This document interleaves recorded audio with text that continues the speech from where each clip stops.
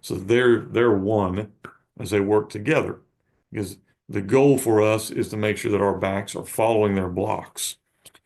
As I've said, we've evolved this. Now the way we do it is I do it with my players, but in this picture we're doing a demonstration with coaches where we are going to low five, so my hand to his hand, a coach for the kick out and a coach for the wrap. And the idea being the kick out block might move.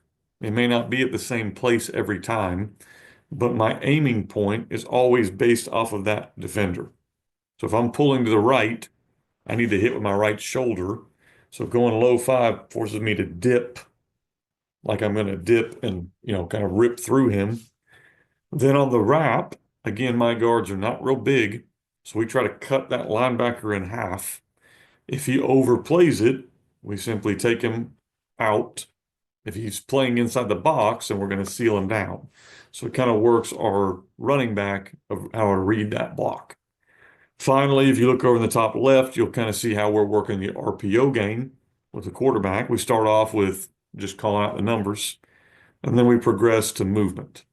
So that's how we've run the drill now. If you watch this, it would look a little bit more like this one. Okay.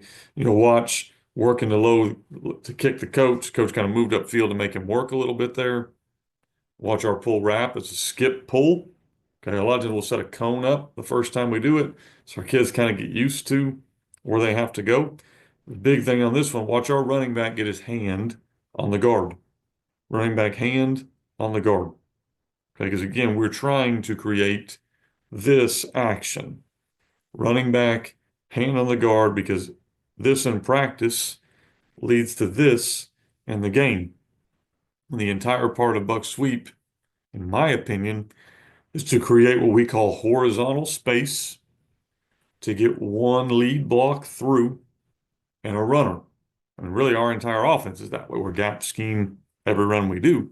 The buck sweep, create horizontal space to get your lead guard through and your back through.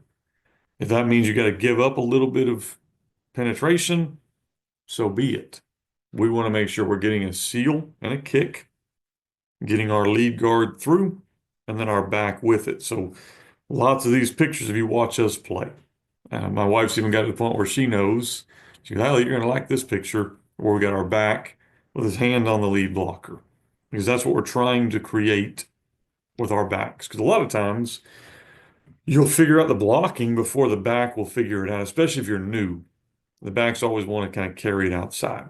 But again, our whole goal of our offense is to create horizontal space, get lead blockers through, and then follow those guys with our backs. So the great part about it for us is not only does it work for buck, it works for a lot of other stuff. All right, so here's early on. We're just learning how to run buck. We are struggling, but watch 43. He ran a blazing fast 5.240. He'll get right behind the guard and make his cut. So again, behind the guard, hand on the guard, one cut.